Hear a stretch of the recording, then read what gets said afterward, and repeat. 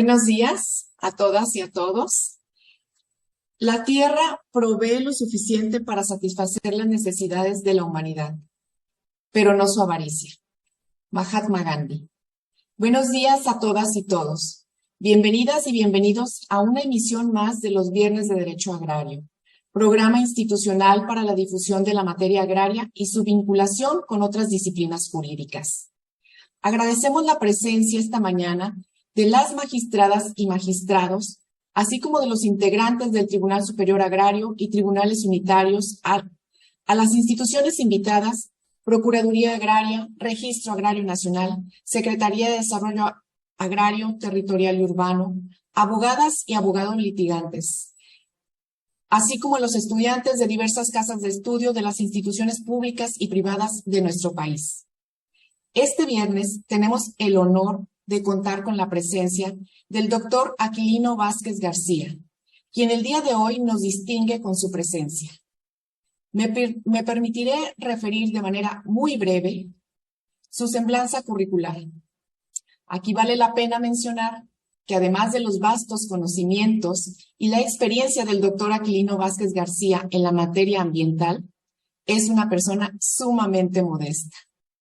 Y por ello solamente referir. Es director del Seminario de Derecho Ambiental en la Facultad de Derecho de la Universidad Nacional Autónoma de México. Presidente de la Liga Mundial de Abogados Ambientalistas, de la que además me permito mencionar, es fundador. Ha sido coordinador de encuentros internacionales de derecho ambiental. También ha obtenido importantes distinciones en sus doctorados en Derecho por las universidades de Nicaragua y Buenos Aires, Argentina, entre otras. Podemos darnos cuenta, el tema que hoy nos convoca a participar es de especial relevancia y con un conocedor del derecho ambiental a quien escucharemos. La dinámica preparada para esta sesión consiste, por principio, en escuchar la intervención de nuestro ponente, para finalizar con una sesión de preguntas-respuestas. Bienvenido, doctor Aquilino Vázquez García. Escucharemos su participación. Muchas gracias. Al contrario, gracias a usted, magistrada, por la presentación. Y también, pues, quiero agradecer muy sinceramente y con mucha emoción al Tribunal Superior Agrario, al Centro de Estudios de Justicia Agraria y Capacitación, doctor Sergio García Ramírez, las personas de estas dos mujeres excepcionales, que son la licenciada Maribel Concepción Méndez de Lara, magistrada presidente del Tribunal Superior Agrario, y también de la doctora, ya me perdí un poco, Rosalba Velázquez Peñarrieta, a quien le agradezco todas las atenciones que ha tenido para con un servidor y poder llegar a este momento, el cual de verdaderamente estoy muy emocionado. También agradezco a la magistrada Erika Lisset Reyes Morales el que nos esté acompañando. Y en verdad me siento muy agradecido, muy honrado y, como les digo, muy emocionado, porque siempre hemos venido trabajando aquí en el Seminario de Derecho Ambiental en la Facultad de Derecho de la Universidad Nacional Autónoma de México, este tema del derecho ambiental, siempre conjugando la parte del derecho agrario. Aquí tenemos también un seminario de derecho agrario dirigido por una gran amiga y colega. Entonces, pues es algo muy importante, porque si nos vamos a los antecedentes un poquito históricos, vamos a ver que el derecho agrario y el derecho ambiental siempre han ido de la mano. Y una de las fuentes más importantes del derecho ambiental, precisamente, es su relación con el derecho agrario, toda vez que pues va a regular no solamente a regular, va a regir también la explotación forestal, la parte ganadera y demás actividades que se encuentran estrechamente vinculadas con las actividades rurales, que es motivo de la plática que hoy vamos a tener con ustedes. Y como les decía, uno de los grandes antecedentes, solo por citar dos muy rápidamente, vamos a ver que en Babilonia se veían ya algunas cuestiones que iban muy encaminadas, porque así lo demandaba en ese momento la baja densidad de población que existía en esos momentos.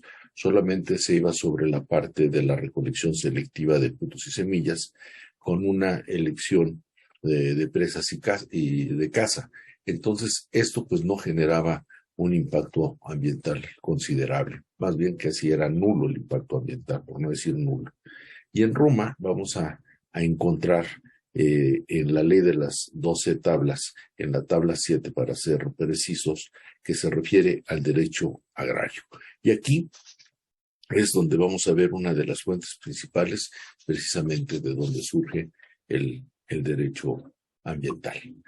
Entonces, pues, dicho esto, vamos a tratar de hablar con ustedes, las expertas y los expertos, un poquito de nuestra visión de lo que es y debe de ser o cómo están incidiendo en esta relación del derecho ambiental con el derecho agrario, y tratar de ir caminando un poco hacia el derecho, cómo el derecho ambiental tiene esta influencia en el medio ambiente, pero yendo hacia la parte rural, que es una de las grandes bases sociales y de las grandes fortalezas que, en mi opinión, dicho sea con respeto, debemos de atender y cuidar mucho más. En fin, comenzaré hablando un poco sobre lo que es el ambiente sano. Y esto lo vamos a encontrar también reflejado en la Constitución Política de los Estados Unidos Mexicanos, en su artículo 4 constitucional, que nos habla de que todos tenemos el derecho a un medio ambiente sano.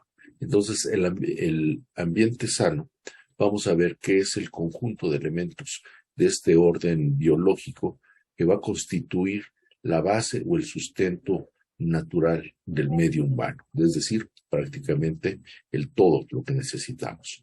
Y aquí deben de estar incluidos los aspectos socioculturales, que son los que deben garantizar la interacción a la que me refería hace un momento del hombre en sociedad con la naturaleza. Este binomio indisoluble que es el hombre con la naturaleza, el respeto que debe haber del hombre hacia la naturaleza.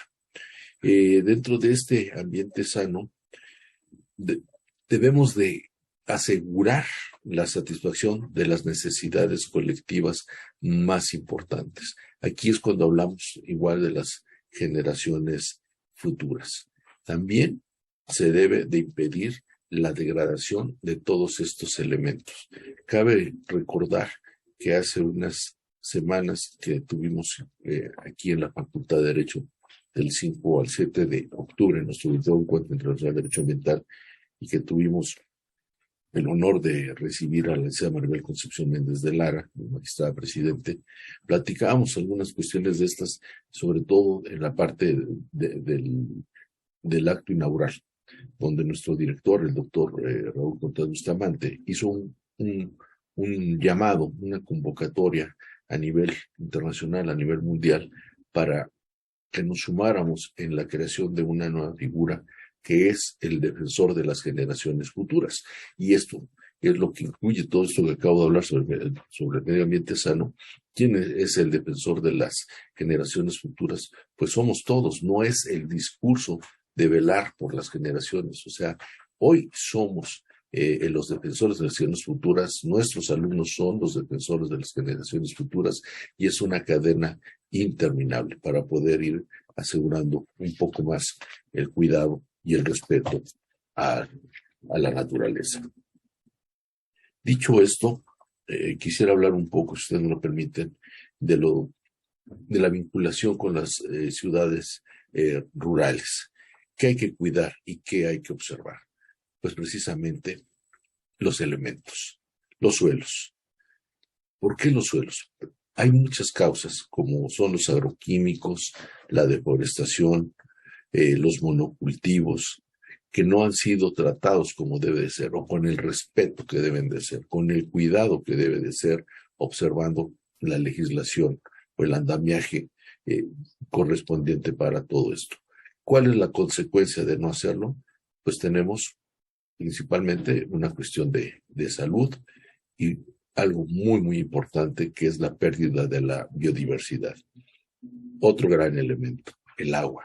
Hoy, un problema no solamente de México, sino a nivel mundial. Incluso hay quienes ya dicen y aseguran que puede haber guerras por la posesión del agua, ¿no? Guerras que podría ser la consecuencia incluso de una guerra mundial, el tema del agua. Es un tema de seguridad nacional. O sea, ¿cuántos elementos, cuántas formas confluyen en un solo, perdón, la redundancia, en un solo elemento?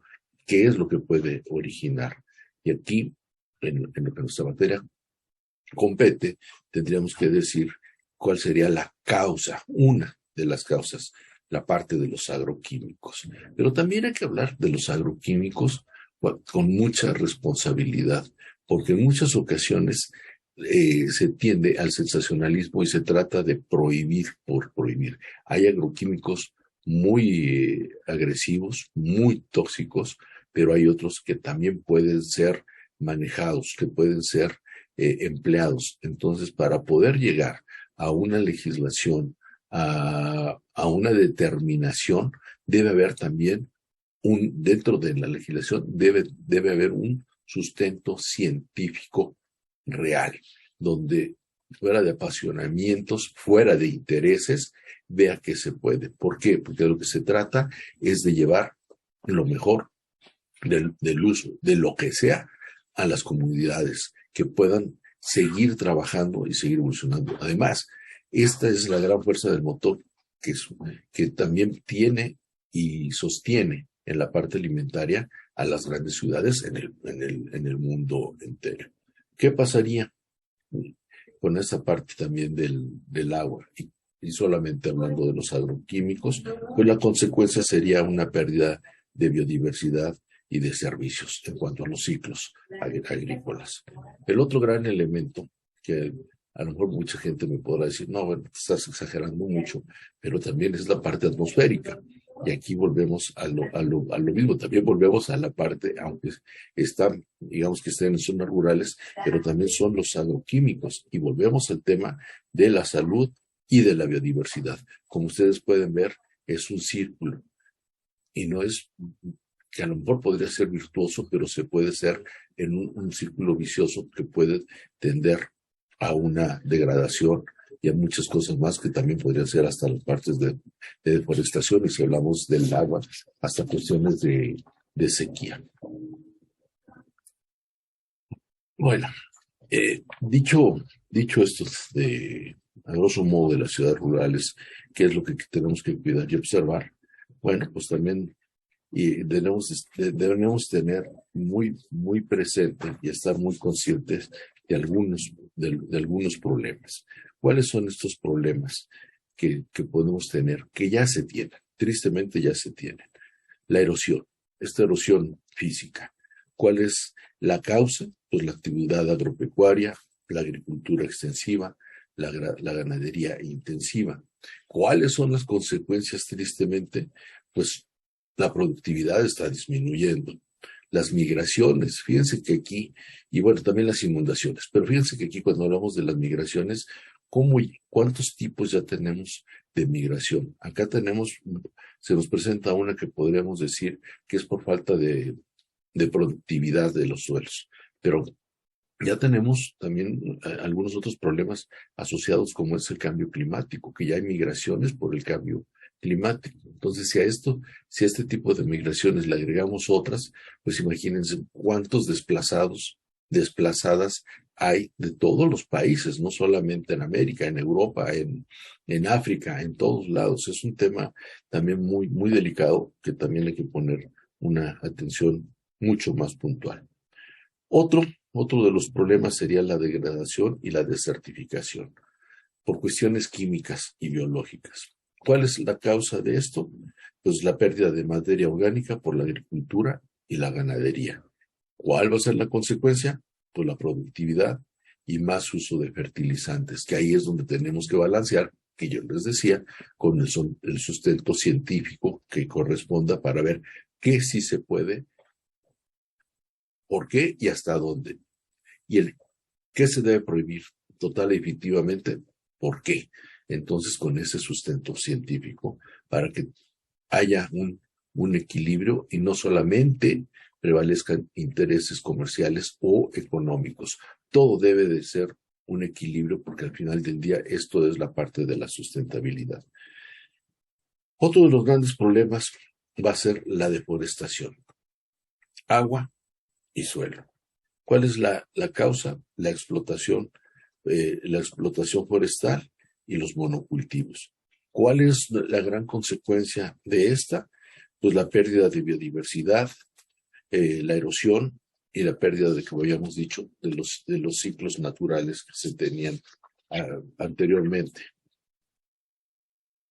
Otro de los grandes problemas son los incendios. ¿Cuáles son las causas de los incendios? Entre muchas otras, pero creo que son los monocultivos y también una falta de gestión acertada, una falta de políticas públicas, porque muchas veces para un cambio de uso de suelos, tristemente, pues mejor prefieren quemarlo y tramitar su cambio de uso de suelo, ¿no? Y la consecuencia, pues es devastadora, porque va a ser el deterioro de los ecosistemas o de ese ecosistema en particular. Aquí creo que valdría también la pena apuntar que hay figuras que dentro de todo esto se podrían contemplar y sobre todo en materia ambiental, porque cuando hay algunas catástrofes, tendríamos que buscar la forma de cómo reparar el daño. Y esta parte de la reparación del daño es sumamente importante porque también entra un elemento que es la valoración. ¿Cómo valoramos los daños ambientales? Es muy difícil porque al final del día no se le puede poner un valor. Se le tiene que poner, pero ¿cómo se le va a poner? ¿Cuánto vale un delfín? ¿Cuánto vale una vaquita? ¿Cuánto vale la última totoaba? No sé, cuánto vale un árbol que está en una especie de flora que está en peligro de extinción, de fauna que está, ¿cuánto vale? En esta parte tenemos que ver, y sobre todo también ir a la parte de las catástrofes, y ahí es donde nosotros, en especial su servidor, me he pronunciado de que tenemos que hablar también del perfeccionamiento de algunos instrumentos como son los seguros. Pero no solamente el perfeccionamiento, sino que hay que buscar y tender a la obligatoriedad de estos instrumentos para poder garantizar una reparación, una restauración, una remediación y, ¿por qué no?, una indemnización. Cuando sucede una catástrofe, hay que atacarla de inmediato, no esperar un juicio, un litigio para ver quién fue el responsable. No, esto tiene que venir porque también incide mucho en el gran tema que es la parte de la impartición de justicia, sobre todo en la parte justa de lo que debe de ser ya por el juzgador las sanciones. Pero si se tiene esta parte de la impartición de justicia, nosotros la dividimos en tres para explicarme un poco mejor. Lo que es la parte del acceso, lo que es la parte de la procuración y fiscalización y lo que es la parte ya de la impartición de justicia. Aquí es donde tendría un gran resultado el tener los seguros ambientales que se pueden ejecutar inmediatamente. Desde el 2013, si mal no recuerdo, hay un seguro de responsabilidad. Bueno, se promulga la Ley Federal de Responsabilidad Ambiental y existe también un seguro de responsabilidad ambiental. Anteriormente se tenían los seguros de responsabilidad civil por cuestiones ambientales. En fin, es otro tema. Pero a lo que quiero llegar es que este tipo de figuras pueden coadyuvar a poder llegar rápido al poder restaurar o al poder dentro de esta impartición de justicia, tener los recursos económicos necesarios y suficientes para poder atacar los problemas. ¿Qué pasa también con esto? Para poder llegar a esto también tenemos que redimensionar, creo yo, muchas de las políticas públicas actuales. Buscar y crear políticas públicas que sean eficaces, que sean eficientes, pero sobre todo que sean aplicables. Creo que ahí está el gran éxito de poder hablar de estas cuestiones combinando la parte agraria con la parte ambiental. Sí, dicho todo esto, creo que es menester hablar un poco del artículo 27 constitucional, del régimen de propiedad y su relación con el ambiente. ¿Cuáles son los principios del artículo 27 constitucional en cuanto al régimen de propiedad y su relación con el ambiente? El primer principio que entendemos es el de la propiedad originaria de la nación, la cual la nación tiene el derecho de transmitir el dominio a los particulares, constituyendo la propiedad privada. Ese es el primer principio. El segundo principio nos dice que la nación podrá imponer las modalidades que dicte el interés público a la propiedad privada. Aquí estamos hablando y viendo que el derecho de propiedad y sus formas en que se ejerce es derecho, disculpen la redundancia, ese es el verdadero derecho de propiedad. Y bueno, pues dentro de este segundo principio, las características son el uso, el disfrute y la disponibilidad. ¿Cuáles son estas modalidades? Pues bueno, vamos a tener también aquí la limitación al ejercicio de propiedad, que es la privada y es la social. ¿A través de qué? De la expropiación por causa de utilidad pública y la indemnización en su caso. Pues me estoy yendo un poco a lo general porque ustedes son expertas y expertos en todo esto y su servidor no. Estoy tratando de irlo ligando con la parte del derecho ambiental. El tercer principio nos dice que la nación podrá regular el aprovechamiento de los recursos naturales susceptibles de apropiación para hacer una distribución equitativa de la riqueza y sobre todo cuidar de su conservación. Esto es muy, muy interesante. Para mí es uno de los grandes, perdón la palabra, condimentos que se deben de utilizar en cuanto al equilibrio, para el equilibrio ecológico. Porque aquí vamos a encontrar leyes especiales. Puede ser, entre otras, podemos ver la ley de aguas nacionales, la ley de desarrollo forestal sustentable, la ley general de vida silvestre, la ley general de pesca y acuacultura sustentables y la ley minera. Y aquí hay que tomar en cuenta que estas que he mencionado, solo por decir algunas, desde 1987, 1988, que se promulga la Ley General del Equilibrio Ecológico, ya todas incluyen el componente precisamente del equilibrio ecológico, que esto viene afortunadamente pues a fortalecerla. Pero bueno, una cosa es lo del dicho al hecho y otra cosa es lo que realmente se está haciendo, ¿no? Y aquí pues vamos a ver que también va a haber una gran incidencia ya entre el derecho ambiental y el derecho agrario, porque se van a relacionar la ley agraria y dentro de esta ley agraria, pues vamos a ver cómo se regula y administra la propiedad social.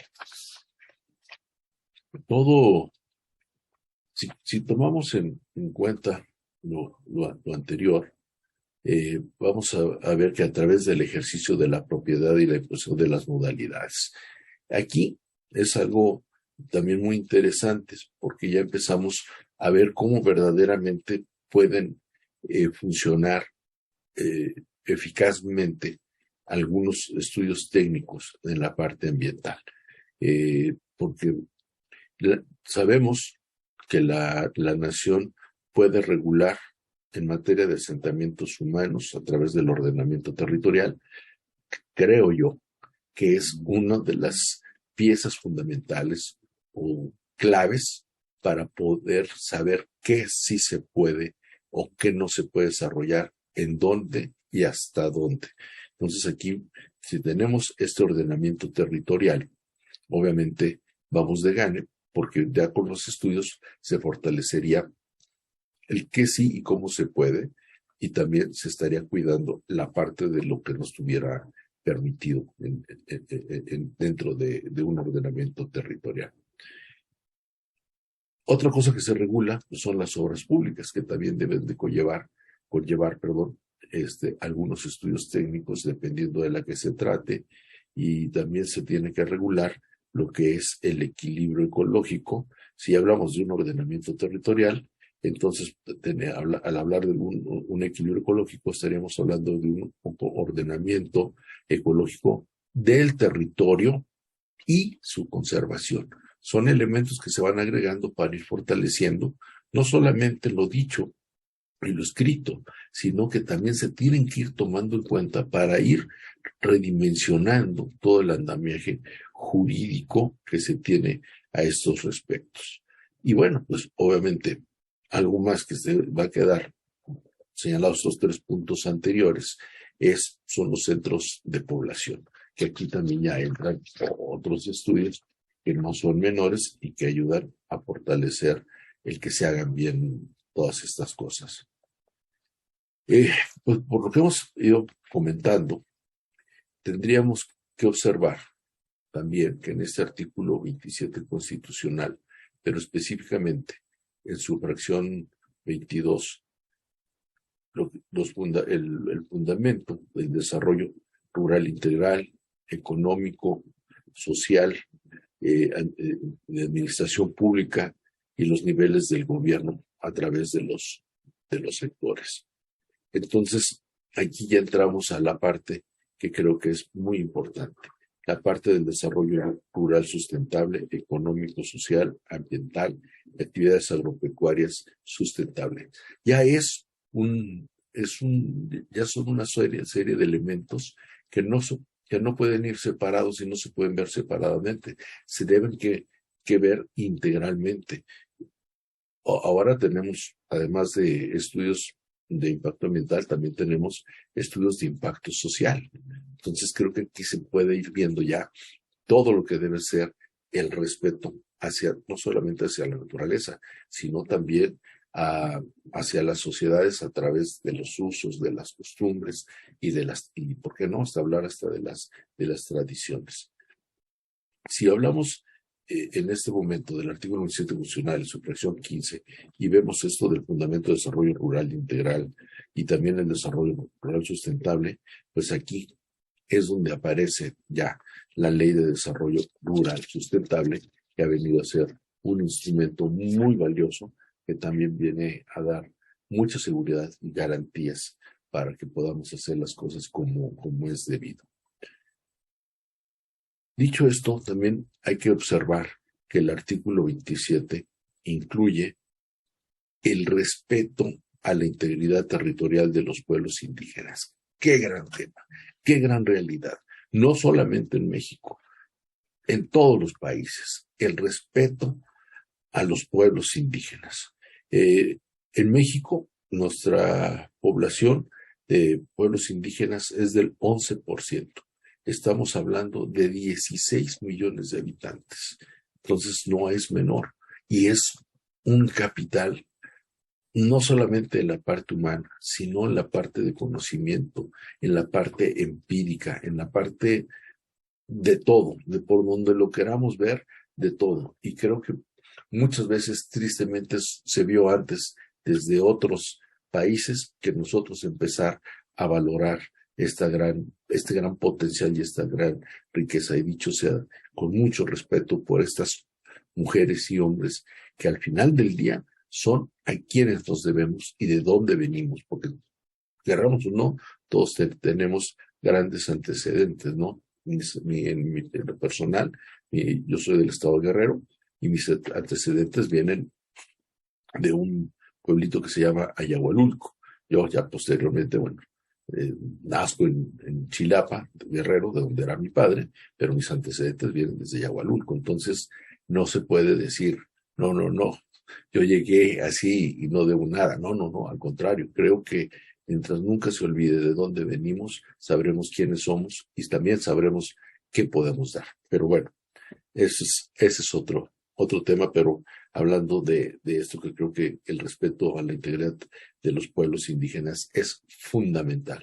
Y ahí es donde debe haber grandes apuestas, incluso en cuanto a la producción. Aunque si bien es cierto, son pequeños, son microproductores, creo que puede haber formas en donde se les pueda impulsar y también quitar mucha comercialización que tantas veces los perjudica o no les deja obtener las ganancias que verdaderamente la trabajan, la sudan y la sangran, ¿no? En fin, eh, hablando de esto, creo que es muy, muy importante hablar sobre la regulación, sobre el aprovechamiento de tierras de uso común de ejidos y comunidades. ¿A qué me refiero? A lo que ustedes saben y manejan en su materia, mis queridas magistradas. Los bosques y las selvas, las sociedades, no podemos dejar de hablar de la parte contractual y algo también que está y que hay que impulsar más, que es el pago de servicios ambientales.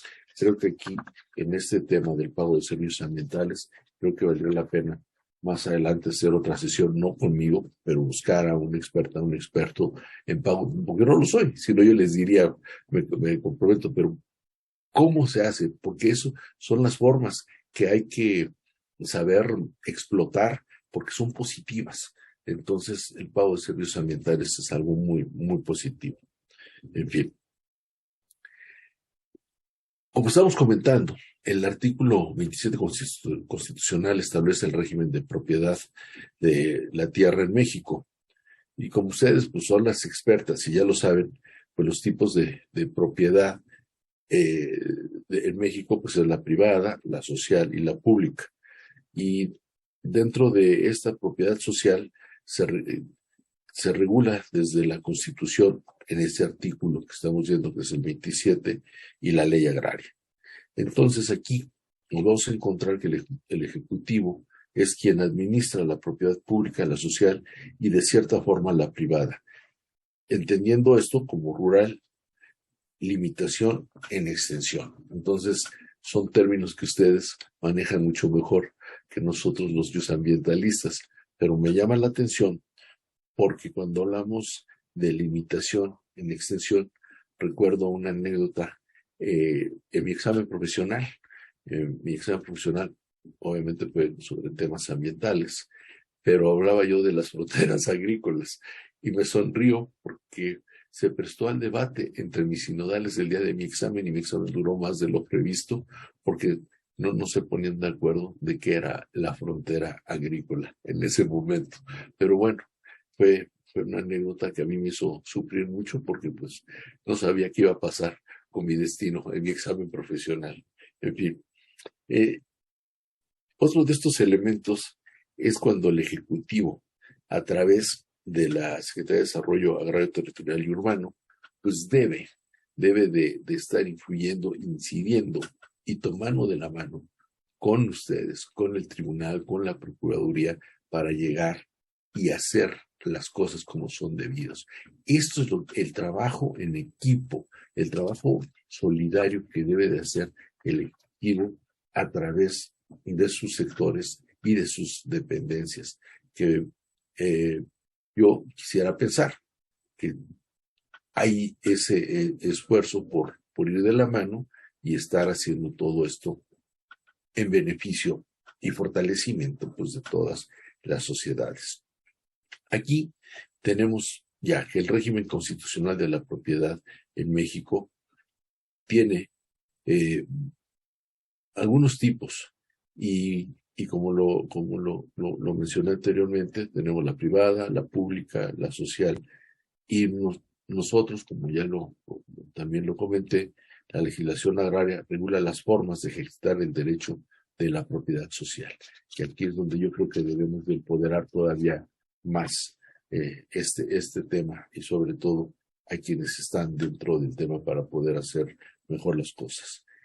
Y vamos a encontrar que nuestra distribución de la propiedad en México vemos que el 51% del territorio nacional es propiedad social, el 44% es propiedad privada, el 5% es propiedad pública, el 21%, vamos a tener 29.696 ejidos, 2.392 comunidades, en un total de 32.082 núcleos agrarios y 6.000 núcleos indígenas, 4.800 ejidos con 12.000 comunidades.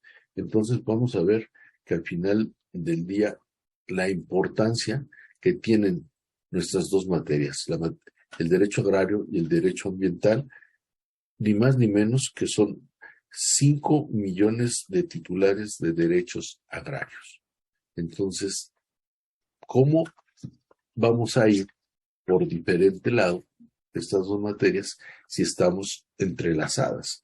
Yo creo, incluso lo vimos en el 2013, cómo se vino con la reforma energética de ese año, cómo se vino a consolidar más este matrimonio indisoluble que es el derecho ambiental y el derecho agrario.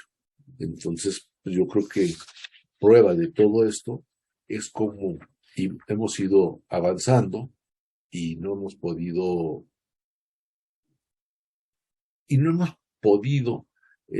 realmente el ir ordenando mancomunadamente el cómo podemos caminar mejor en beneficio de las comunidades con el derecho agrario y con el derecho ambiental. Como lo dije, es un matrimonio indisoluble. Y aquí me encuentro con la figura y encontré una definición que para ustedes seguramente no es novedosa, para mí tampoco lo era, pero nunca la había reflexionado. Una definición de ejido de Mario Ruiz Massieu, donde nos dice que el ejido es una sociedad de interés social con personalidad jurídica y patrimonio propio, integrado por un conjunto de tierras, aguas, bosques y en general por todos los recursos naturales que lo constituyen. Entonces, todo esto de lo que habla son los elementos que deben de estar bajo la tutela también del derecho ambiental y que hay leyes prácticamente o reglamentos o leyes especiales o generales para cada uno de ellos y todos son mencionados desde la Ley General del Equilibrio Ecológico y bueno, no se diga en la parte del constitucionalismo ambiental, por solo citar un artículo en el 27 que hemos venido hablando, ¿no? También. Entonces, y cuando dice su finalidad es el mejoramiento de la vida campesina mediante el uso y la explotación lícita, integral y respetuosa del medio ambiente y de las tierras de su propiedad que hubieran sido entregadas por dotación o se hayan adquirido mediante cualquier otro título. Para mí, de veras, lo conocía, pero nunca lo había reflexionado tanto hasta hoy. Para mí, aquí están, se podrían casi entrelazar, fusionar una definición de derecho ambiental y una definición de derecho agrario a través de la definición del ejido, que es de Mario Ruiz Massieu. En fin. ¿Qué vemos nosotros con esto? Es el destino de la tierra, los tipos del destino de la tierra, que son los asentamientos humanos, que son las parcelas, que son las tierras de uso común, las formas de producción, parcelas, los colectivizados y también la parte comunal. Entonces, pues, yo creo que en la parte lógica y reflexiva, perdón que insista tanto, pues no dejo de pensar que el derecho ambiental y el derecho agrario son un matrimonio indisoluble. Cada quien con sus características, con sus rasgos, con sus fines, con sus objetivos, con sus propios andamiajes, pero al final del día están totalmente entrelazados, interrelacionados. Y no debemos dejar de tener en cuenta y siempre considerar que es muy, pero muy importante la regulación ambiental, la parte de la restricción. ¿Pero en dónde? Sobre el ejercicio de la propiedad social, en específico sobre las parcelas, que son las tierras cultivables. Esta es la fuerza. Yo creo que después de la pandemia que hemos vivido a nivel mundial, creo que es un deber voltear al campo, porque nuestro siguiente problema va a ser el abasto de alimentos. Otro derecho humano, el derecho a la alimentación. Ya lo tenemos, pero ¿qué es lo que está pasando? No va a haber alimento suficiente con calidad en el mundo para alimentar a todos los habitantes del planeta.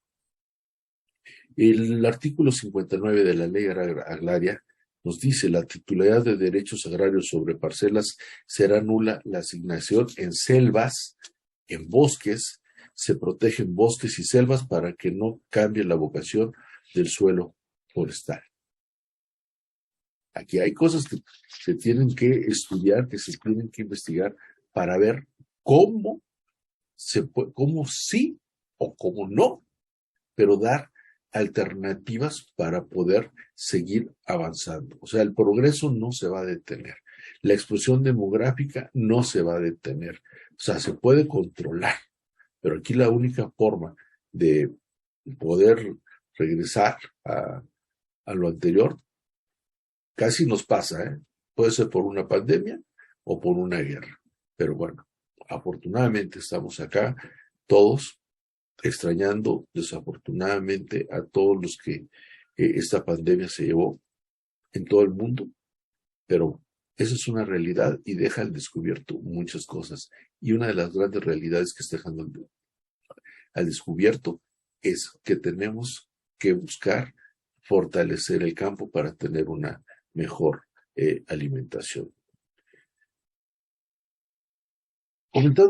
Comentando esta parte del artículo 59, vemos que el reglamento de la ley agraria en materia de ordenamiento de la propiedad rural también deberán considerar las normas técnicas para la delimitación de las tierras al interior del ejido. Entonces, acá tenemos que la SEDATU juega un gran papel. Entonces, creo que habríamos que estar checando y redimensionando constantemente, porque son cambios muy, muy rápidos. Hay un proceso de crecimiento muy, muy dinámico. Entonces ahí tenemos que poner mucha atención. Y también tenemos que observar, además, que la legislación ambiental y los programas y la legislación, dentro de la legislación ambiental y sus programas, también la legislación urbanística y sus respectivos programas. Esto es fundamental para poder hacer como se deben hacer las cosas. Cada ejido tiene un ordenamiento interno, un reglamento interior. Ustedes conocen de más, pero invitado también a que nos sigan algunas alumnas y alumnos de la materia de Derecho Ambiental y también de Sociología aquí en la facultad y algunas universidades hermanas de otros países. Y creo que vale la pena comentar que si bien es cierto que cada ejido tiene un ordenamiento interno, también tiene su reglamento interno. Y en este contenido encontramos primero pues, lo que son las reglas de aprovechamiento de las tierras de uso común, acceso y conservación. Esa parte, la de la conservación en el derecho ambiental, es fundamental. Segundo, la mayoría de las tierras de uso común son bosques y selvas. Incluso pues ya estamos hablando ya también incluso de aprovechamientos forestales, cómo se deben de hacer. Aquí no podemos olvidar que uno de los mayores ilícitos en el mundo es el tráfico ilegal de especies forestales. Tercero, El reglamento interno deberá estar acorde a la legislación agraria, a la legislación ambiental y a la legislación urbanística. Fíjense, tres grandes elementos dentro de los andamiajes jurídicos respectivos. Cuarto, que lo mismo sucede con las comunidades agrarias o de diferentes ejidos, que es otro sujeto agrario que tiene como base la propiedad comunal ancestral, que esto también es muy importante por lo que hablábamos anteriormente. Estas deben observar también la regulación ambiental. Pues creo que están dados muchos de los elementos que muchas veces lo que nos falta o no hemos hecho es cuando se dice, ¿no? Hace más el que quiere que el que puede. Y también lo digo con mucho respeto, pero muchas veces están dados los elementos, pero falta voluntad. Y esa voluntad se debe traducir, también lo comenté, en nuevas políticas públicas ambientales que puedan ser eficaces, eficientes, aplicables. Bueno, dicho lo anterior, podemos ver que lo mismo sucede con las comunidades agrarias, que son otro sujeto agrario como base de la propiedad, la parte comunal ancestral que lo acabo de decir, y también están cuidando la parte de la regulación ambiental. Y también son poblaciones con relación a un grupo étnico, que es muy importante ver estos temas, que les fueron restituidas o reconocidas tierras durante la reforma agraria, que bueno, pues eso fue un gran logro, y al tratarse de pueblos indígenas, su relación con la naturaleza tiene más arraigo. Hay una cosmovisión, hay cosas que nosotros no tenemos esa sensibilidad. Y yo siempre he dicho que la letra A dentro del ambientalismo es la sensibilidad, pero más aún la concientización. Mientras no haya concientización con sensibilidad, todo lo que digamos van a ser palabras huecas, la fuerza se nos va a ir por la boca y no vamos a avanzar. Entonces, creo que de estos tres elementos, sobre todo al tratarse de pueblos indígenas, nunca hay que perder de vista la historia, cómo se ha manejado, y lo dije al inicio de esta plática. El hombre con la naturaleza es un binomio indisoluble, pero que está fincado en el respeto. Si no hay eso del hombre hacia la naturaleza, pues obviamente nosotros mismos estamos cavando, pues, perdón la palabra, pero nuestras propias tumbas de una u otra forma. ¿Qué es para su servidor o cómo debemos de ver lo que es la regulación ambiental en materia agraria? Creo que son varios elementos. Primero, debemos de considerar cualquier modificación mayor a 100 hectáreas, que esta va a requerir de esta evaluación de impacto ambiental, que ya lo habíamos mencionado como un instrumento de política ambiental. Aquí entra otra secretaría, que es la Semarnat, la Secretaría de Medio Ambiente y Recursos Naturales. Otro elemento, pues bueno, se va a requerir de una autorización por parte de esta secretaría para un cambio de uso de suelos forestales, que también por ahí comenté hasta las mañas que se dan algunos para quemar cosas y después buscar el cambio de uso de suelo. Entonces, aquí es indispensable también poder tener en el cambio de uso de suelos el dictamen de lo que es la SADER, la Secretaría de Agricultura y Desarrollo Rural. Otro elemento es, y que no es menor, y creo que ya ha habido varios ejemplos recientes, la construcción de presas que va a requerir los permisos de Conagua y las autorizaciones de impacto ambiental. Entonces, seguimos sin podernos soltar de la mano. Otro elemento para el manejo productivo de bosques de cualquier clase, de aprovechamiento forestal o plantaciones comerciales. Aquí ya se empiezan a ver bueno, yo lo vería como un nuevo elemento que suma al de la parte de la agricultura que ya comentaba, que es el manejo productivo de los bosques o también de los aprovechamientos forestales de plantaciones comerciales. Pero esto es con mucha responsabilidad y respetando cada uno de los andamiajes jurídicos que existen para este tipo de aprovechamientos y cultivos. Y bueno, dicho esto, pues en lógica tengo que mencionar que para ello se van a requerir los permisos y avisos forestales y los planes de manejo correspondientes para poderlo hacer. Creo que vamos llegando a lo que es la parte del desarrollo rural sustentable. Y aquí vamos a ver que para llegar a esta parte del desarrollo sustentable, vamos a tener tres grandes elementos. Yo no pongo a ninguno por encima del otro. Creo que los tres tienen un gran valor. Habrá algunos autores que sí los puedan categorizar. Yo no. Yo creo que uno sin el otro no pueden vivir. Uno es la parte ambiental, la parte social y la parte económica. Entonces, el desarrollo rural sustentable, vamos a ver que es el conjunto de políticas, legislación e instituciones dirigidas a lo que debe de ser la administración y gestión de los recursos naturales. Y que esto debe de incluir todos los elementos bióticos y abióticos de los ecosistemas. ¿Para qué? Para su uso, para su aprovechamiento, para su conservación, en las actividades que se permita, porque también está categorizado.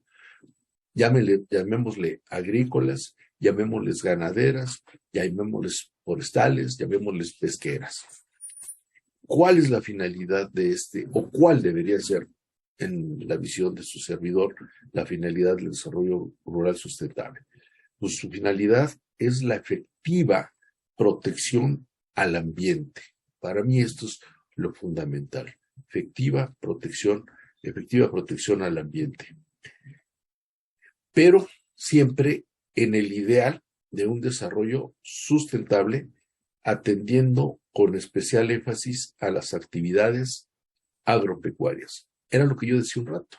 Ahí es donde está la fuerza y creo yo que el respeto a este derecho humano que puede garantizar la alimentación, ¿no? Siempre pues haciendo las cosas bien y no anteponiendo nada más los intereses económicos o de grupo. Creo que por lo que acabo de comentar, en este sentido, podemos ver que la sustentabilidad significa o va a dejar ver que las actividades del sector primario deberán ser visibles económicamente. Sí, es verdad, pero también deben de ser equitativas socialmente.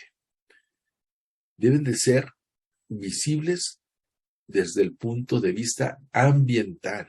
Esto es muy importante. Y además, en este caso, debemos de apostar por las tecnologías accesibles. El desarrollo rural sustentable, en conjunto con el desarrollo rural integral, tendrá, considero yo, entre sus fines, que el Estado garantice. El Estado es quien debe garantizar el bienestar de los campesinos y de sus familiares. Porque yo insisto que esta es una de las grandes bases que nos puede ayudar a poder fortalecer todo el tema que viene. Incluso ya se está viendo en algunas partes del mundo. Aquí en México a lo mejor todavía no, pero de repente los precios suben mucho en la parte de los productos. Puede haber un desabasto. O al subir los precios, pues ya hay un desabasto porque habrá familias que no podamos comprar ciertas o tales productos, ¿no? Bueno, el desarrollo sustentable debe ser un desarrollo que satisfaga las necesidades del presente sin menoscabar las capacidades de las futuras generaciones para satisfacer sus propias necesidades.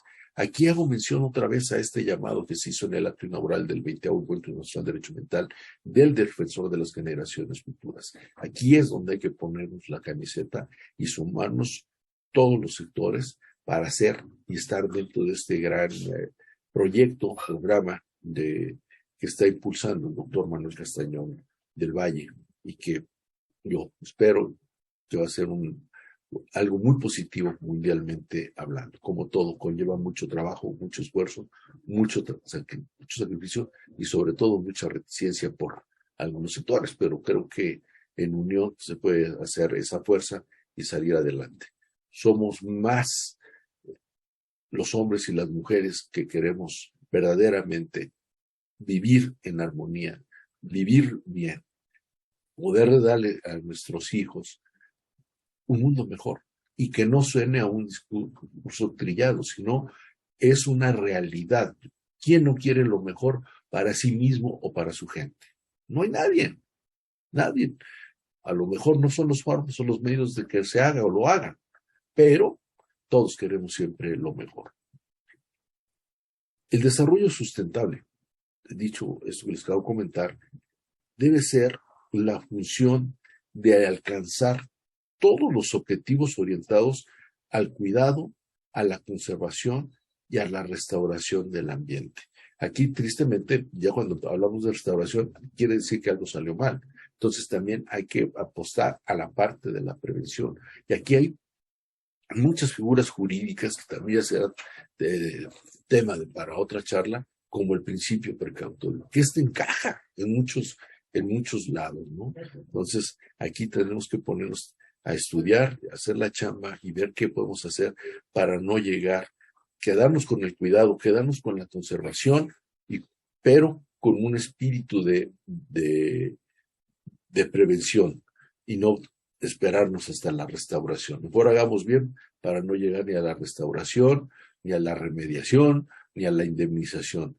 No obstante que propuse, en humildad propuse que hubiera una obligatoriedad en cuanto a la parte de los seguros ambientales. Así vamos a encontrar también que hay países que deben de mejorar sus políticas de protección al ambiente, que van dirigidas a evitar, o deben de ir dirigidas a evitar la contaminación de los recursos, y también que esto se haga a través del uso eficiente y la conservación. Aquí empiezan a entrar otros elementos muy, muy interesantes, que son las bases de la economía, ¿no? Hoy día tenemos también, y hemos estado trabajando mucho en muchos foros con los temas de economía circular, que no son menores y también pueden jugar un gran papel en todo esto. Estas bases de la economía, como pueden ir dirigidas a la parte del suelo, del agua, y por qué no, también de los bosques. Al final, todo debe estar dentro de un contexto de aprovechamiento, pero un aprovechamiento responsable que también debe de redundar en una parte económica que se refleje en bienestar para quienes lo están haciendo. El desarrollo sustentable debe de mejorar la calidad de la vida humana sin rebasar las capacidades de carga de los sistemas que lo sustentan, o sea, el respeto irrestricto a los recursos naturales. Creo yo que esto que hemos dicho no solo posee los elementos económicos y sociales, sino de igual forma creo que debe considerar al elemento ambiental y al elemento político. Y que todos estos elementos en conjunto deben de interactuar para lograr un fin último. El fin último debe ser el bienestar común. Creo que aquí debe sobresalir la característica de lo que es la equidad. la equidad en el acceso a los recursos naturales y a los bienes sociales, y también a los bienes económicos. Creo yo que el solo que pudiéramos integrar intergeneracionalmente lo que es la equidad, enseñar, poder transmitir lo que es la equidad intergeneracionalmente a todos niveles, en todos los sectores, no debe de tener limitaciones ni de espacio ni de tiempo, porque si no lo estamos haciendo bien, ¿qué le estamos enseñando a las generaciones futuras? Ya no somos los defensores, ¿no? ¿Qué les estamos enseñando a las generaciones futuras si ni siquiera les enseñamos qué es la equidad, ¿no? En fin. Para ir cerrando, en la Constitución, en su artículo 4, como ya lo mencioné en un principio, reconoce el derecho de todos a disfrutar de un medio ambiente sano para su desarrollo y bienestar. En su artículo 25, expone que corresponde al Estado la Rectoría Nacional para garantizar que éste sea integral y sustentable, considerando el proceso de planeación democrática. También nos dice dentro de la Constitución, en lo que los ambientalistas o los ambientalistas le llamamos constitucionalismo ambiental, que el desarrollo sustentable va más allá del avance económico para satisfacer las necesidades del ser humano, que debe de incluir el principio de solidaridad, que es otra parte, otro principio muy importante, al igual que el de equidad. Y esta solidaridad es presente y futura para nuestra especie. Por eso es que hablamos del defensor de las generaciones futuras, porque no es el futuro, es el presente para lo que viene, poderlo atender. Y nosotros poder dejar un legado en nuestro caso, en la escuela, a nuestras alumnas, a nuestros alumnos, de este sentido de responsabilidad, pero que no sea algo que se tenga que hacer a fuerza, que se haga naturalmente, esa sensibilidad que debemos tener y esa concientización para hacer las cosas de mutuo propio, por amor a la naturaleza, por amor al prójimo, por amor a nosotros mismos, por amor a la vida, simple y sencillamente. En fin, creo que voy a ir cerrando ya para no exceder y lleguemos al tiempo complementario, y que creo que en complemento debo señalar lo establecido por la ley es en referencia a las actividades agropecuarias. Estas se enfrentarán como los procesos productivos, los que son los primarios, basados en recursos naturales renovables. Ahí está otra relación indisoluble. Los procesos productivos primarios basados en recursos naturales renovables para la agricultura, la ganadería, la silvicultura, la pesca y también la acuacultura. Creo yo, en conclusión, y con mucha modestia, lo quiero decir, creo que tanto debe haber un nuevo redimensionamiento, tanto en la legislación agraria como en la legislación ambiental. Creo que debemos estudiar qué sí está siendo eficaz, qué está siendo aplicable. Creo que la legislación agraria deberá ser compatible con la legislación e instrumentos ambientales y viceversa. Tenemos que hacerlas totalmente compatibles, que ya me había referido a esto.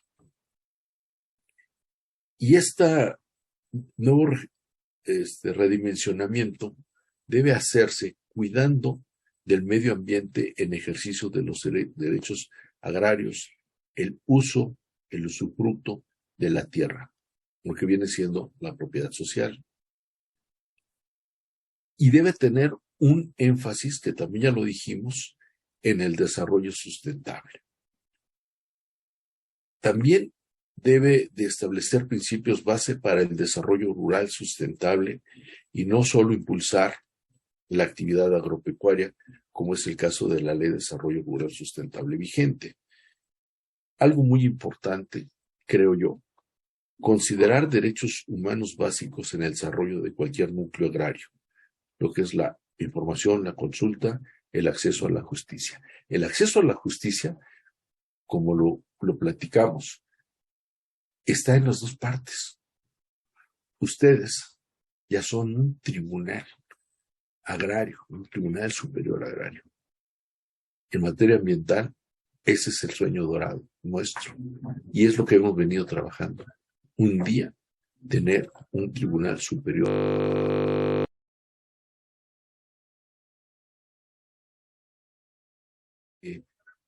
Hay una figura que compete tanto al derecho agrario como al derecho ambiental.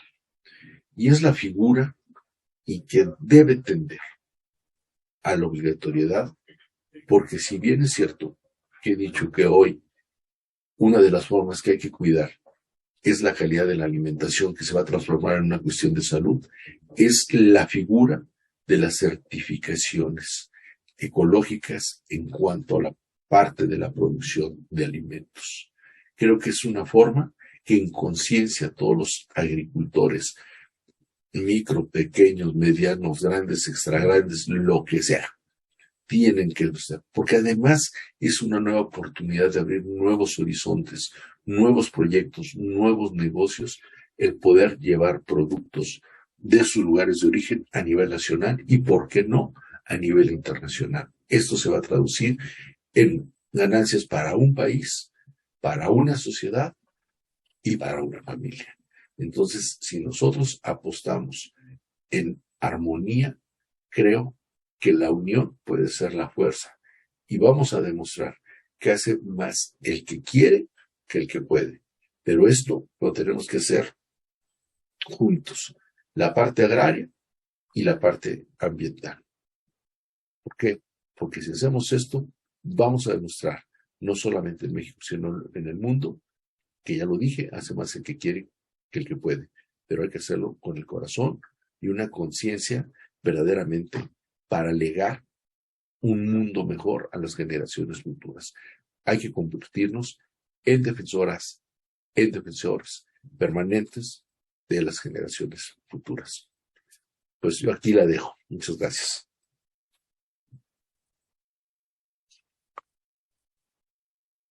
Muchas gracias, doctor. Pues ha sido magistral la manera de irnos llevando en esta reflexión que nos deja.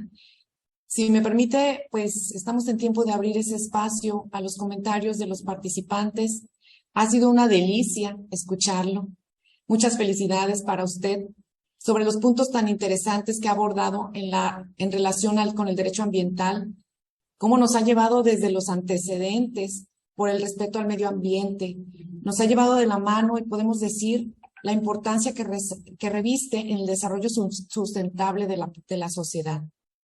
Tenemos saludos de todos los estados de la República Mexicana, saludos de los magistrados y magistradas de los tribunales agrarios, el magistrado Rafael Gómez Medina, la magistrada Erika Lisset Reyes Morales, el magistrado Rubén Gallardo, la magistrada Fabiola Hernández, el magistrado Elías Vera Zúñiga, el magistrado Salvador Pérez González, el magistrado Delfino Ramos, magistrado Rafael Hernández Gómez, magistrado Rubén Treviño Castillo, magistrado Francisco Hernández, magistrada Araceli Cubillas, magistrada Catalina Alfaro, magistrado Rafael García Zimmerman, magistrada Imelda Carlos Basurto, el magistrado Joaquín Gómez de Silva, magistrada Blanca Zamudio, el magistrado Aldo Saúl Muñoz López, el magistrado Rafael Rodríguez.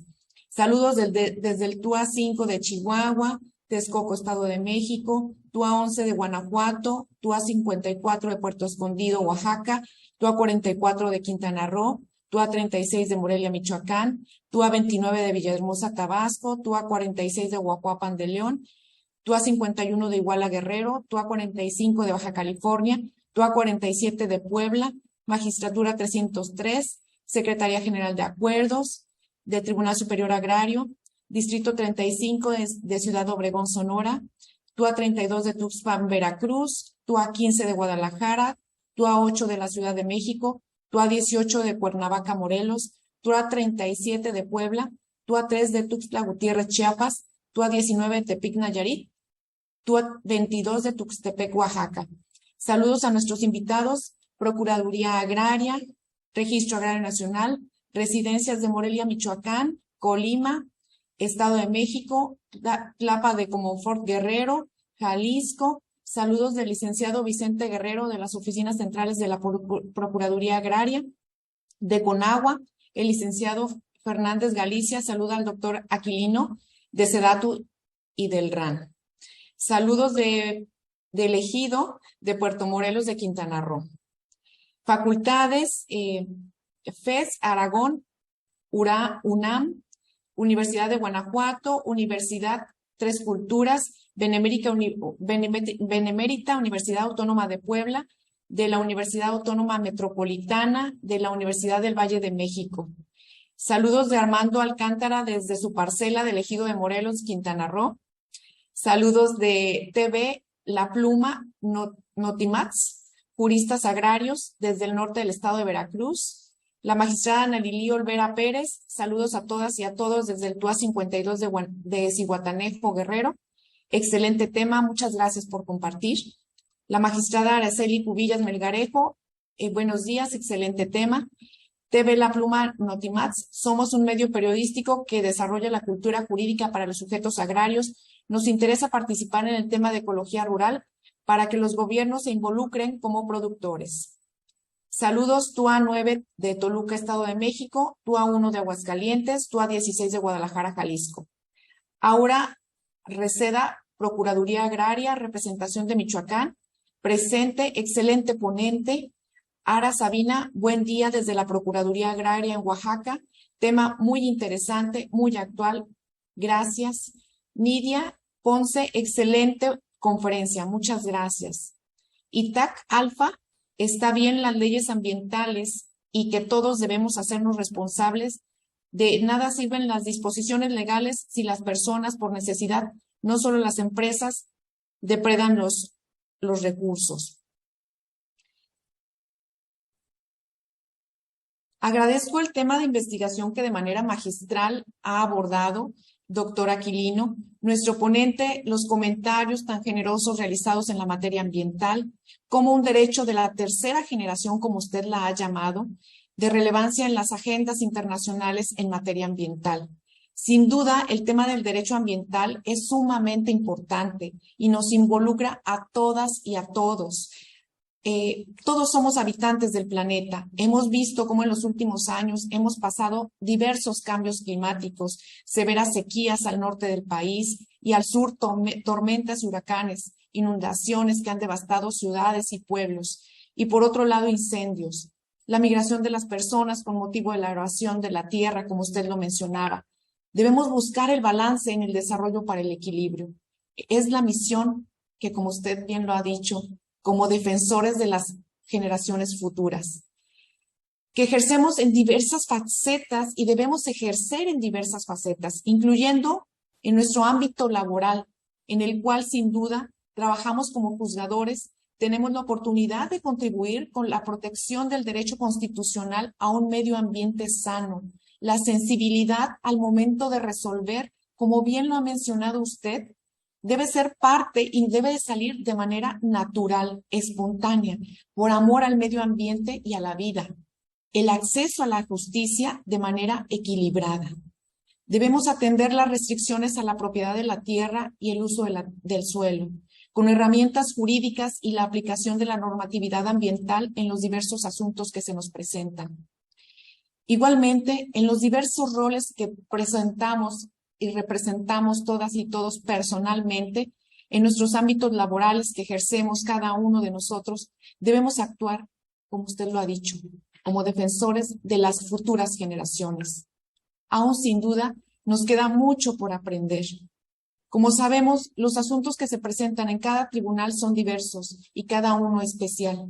Los magistrados tenemos un gran trabajo al momento de resolver. la sensibilidad, como usted lo menciona, para resolver con la ponderación de derechos. Sin duda, un tema que nos da para un curso de varias sesiones, doctor. Ha sido muy ilustrativa la reflexión que nos deja y para mucho.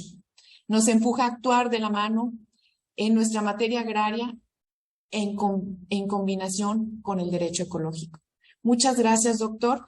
Tenemos algunas preguntas de la magistrada, la doctora Imelda Carlos. Nos dice, ¿cuáles pudieran ser las políticas públicas para armonizar el derecho agrario y el derecho ambiental?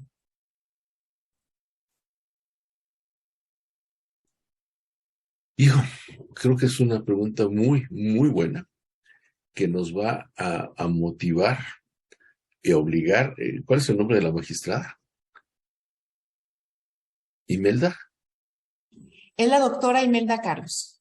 Doctora Imelda. Pues bueno, yo creo que aquí tenemos que ponernos a trabajar conjuntamente los agraristas y los ambientalistas para encontrar esa parte. Creo que ya está visto por dónde podemos caminar mancomunadamente. Lo he dicho, somos un matrimonio indisoluble y creo que con la visión de ustedes, las magistradas y los magistrados del Tribunal Superior Agrario, creo que podríamos trabajar en una línea especial aquí en el seminario en base a las políticas públicas que pudieran ser eso, eficaces, eficientes y aplicables. Creo yo, rápidamente, es que son muchas cosas en las que pueden incidir, pero a mí me gustaría ir siempre recalcando la parte dentro de la parte jurídica, cómo poder implementar el principio precautorio podría ser uno de los grandes temas. El otro, la obligatoriedad tanto de los seguros ambientales como de las certificaciones ecológicas en cuanto a la producción agrícola. Porque debemos de partir desde el punto de vista de los ejidos, que pueden ser grandes proveedores de muchas cosas. Entonces, en la parte forestal, en la parte agrícola, en la parte ganadera. Entonces, yo creo que sí, valdría la pena, es una muy buena pregunta, pero es una pregunta que tendríamos que trabajarla, resolverla, para poder ver qué podemos ofrecer en base a una propuesta de nuevas políticas públicas que puedan mancomunar a nuestras dos materias. Mi respuesta sería que con esa visión con la que ella elaboró esta pregunta tan interesante, realista, pues yo creo que ponernos a trabajar y invitar a la doctora para que ella sea una de nuestras guías con su visión y su expertise, sobre todo por los temas de impartición de justicia, que creo que desde la academia también necesitamos de esa parte práctica, esa parte del día a día, de estar viendo cómo se deben de resolver con lo que se tiene, con los andamiajes jurídicos que se tienen, todos los problemas. Entonces, yo creo que aquí, más bien, ella nos debería hacer una invitación a todos los presentes para ponernos a trabajar. Sí, nosotros en el seminario con mucho gusto ayudamos, encantados, pero sí necesitamos de esa visión y de esa expertise, definitivamente. Muchas gracias, doctor. Tenemos comentarios de Gaby Ramos. Excelente disertación, doctor. Muy inspirador. Mario Osuna Román, sin duda, muy buen tema. Saludos del TEUA 39 de Culiacán, Sinaloa. Laura Rocío Esquivel, sabias palabras. El querer es poder. La sociedad y las leyes ambientales sobre el tema. Muy interesante su aportación. Felicidades, doctor Aquilino. Fidel Ángel Hernández Aguilera, saludos desde PA de Guerrero. Patricia Herrera, saludos y felicitaciones por la excelente ponencia. Tenemos una más. La doctora Imelda Carlos nos hace un comentario también. Nos dice si pudiera considerarse que tiene aún, se pudiera considerarse que se tiene aún una deuda histórica hacia las comunidades indígenas por el respeto y reparación del territorio indígena? Es pregunta, perdón. Sí, sí, deuda histórica, sí. Yo hoy ya no le llamaría deuda, yo le llamaría un deber. Ya sabemos que estamos en falta, entonces hoy tenemos el deber de poder, tenemos el deber de hacer, de ser más incluyentes. Ellos tienen una gran fuerza, ellos tienen un gran potencial. Nosotros lo que debemos de hacer dentro de esta, desde este lado, es dar y compartir, para que ellos también nos den y nos compartan. Cuando podamos llevar a cabo este dando y dando, sin que sea condicionante, sino que sea para enriquecernos ambos, sin ventajas, nuestro deber va a poder pagar en algo esa deuda histórica. Yo creo que es un respeto irrestricto hacia las comunidades indígenas, porque el conocimiento viene desde entonces, el antecedente viene desde entonces, se ha ido transformando, la ciencia, la tecnología ha venido transformando todo esto, pero al final del día, la materia prima, el conocimiento ancestral, es el que detona y nos da prácticamente todo para llegar a estos temas en la actualidad. Entonces, aquí creo que estamos en el deber de acercarnos, de volver a ganarnos esa confianza, hacer, decir y hacer. O sea, no es prometer. Lo que se dice, se hace. Lo que se dice, se cumple. Necesitamos, retomando la pregunta anterior de la doctora Imelda, esa es la parte. ¿Cómo hacer ese tipo de políticas públicas? Así, mancomunadamente. La política pública, para que sea eficaz, para que sea eficiente, debe de tomarse en cuenta a quién le va a beneficiar, a quién le va a aplicar, porque ahí van a estar los alcances de la efectividad para poder trascender. Y lo que se trasciende, y cuando se trasciende, es algo que se puede llegar a quedar, pero se puede ir adecuando, modernizando, pero llega para quedarse, solamente se va moldeando. Tenemos tiempo para una última pregunta. Nos pregunta Reinalda Merchat Aguilar. Doctor Vázquez García, ¿considera viable que se faculte a los tribunales agrarios para conocer sobre conflictos relacionados con delitos ambientales? Bueno, yo lo he platicado en varias ocasiones. Sí, habría que adaptar el andamiaje jurídico, y alguna vez hubo una intención con mi querido maestro Ricardo García Villalobos, que en paz descanse. Empezábamos con los temas y los encuentros ambientales. Hoy hicimos el 20º, no recuerdo exactamente en cuál número fue, pero debió haber sido de los primeros que nos unimos con el tribunal. Hicimos algunos eventos juntos y creo que se veía tenía esa visión de poder llegar y estar. Y obviamente nosotros creíamos que era el primer paso para llegar a una verdadera autonomía en cuanto a la impartición de justicia ambiental. La respuesta es sí, lo considero viable, habría que hacer los estudios y las excavaciones correctas, pero lo ideal sería tener un tribunal autónomo. Claro, como primer paso sería un gran paso, un paso histórico, un paso trascendental en cuanto a impartición de justicia ambiental. Pues muchas gracias, doctor Aquilino Vázquez García. Ha sido enorme el conocimiento que nos deja y nos deja pues también una gran reflexión para todos y todas y todos los que hemos estado el día de hoy. Con esto estaríamos terminando. Pues el Tribunal Superior Agrario y los tribunales agrarios en general vamos a el Tribunal Superior Agrario, el Centro de Estudios de Justicia Agraria, otorga el reconocimiento al doctor Aquilino Vázquez García, director del Seminario de Derecho Ambiental de la Facultad de Derecho de la UNAM y presidente de la Liga Mundial de Abogados Ambientalistas. Muchas gracias, doctor Aquilino. Ha sido un placer contar con su presencia. Muchas gracias a todos los presentes. Al contrario, muchas gracias a ustedes. Muy honrado, muy agradecido, y estoy a la disposición de todas y todos ustedes, cada uno de los que estuvieron siguiéndonos. Siéntanse con la confianza, con la fraternidad de poder buscarnos en el Seminario de Derecho Ambiental aquí en la Facultad de Derecho de la UNAM.